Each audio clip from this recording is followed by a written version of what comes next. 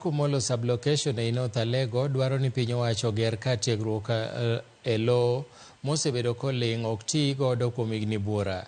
Jakom Kumolo Development Forum Philip Achayo wacho ni lobno maromo eka 12 pok otii godo ne dongruok moro amora kuom higni 40. Gimedo ni sama imedo Siaya Institute obed National Polytechnic, gin bende opargi kod kar tiegruok ma tije lwedo.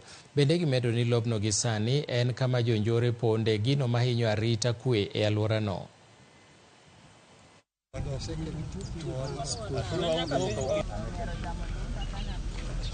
Jogweng' neno bet piny kuwuoyo to gi chunygi oneno ni kae ogerngie college madiere midhok sungu luongo ni TVET.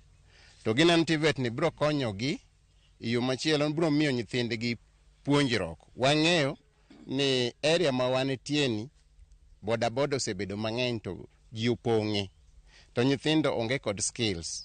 Koro nyithindwa gi kobiro ka boyudo puonj tiegruok to gibiro yudo tijegi, gibiro loso tijegi giwegi.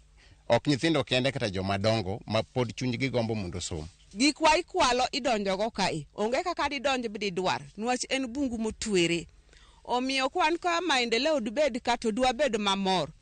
Kata kwa pidho rabuondwa ka maendeleo nitie, wanyalo yudo pesa. Moloyo mondo wayud shida kae. En na county government ma pod ok wadonje, to be wadhi donje. Wase rwako kata tero kwayowa.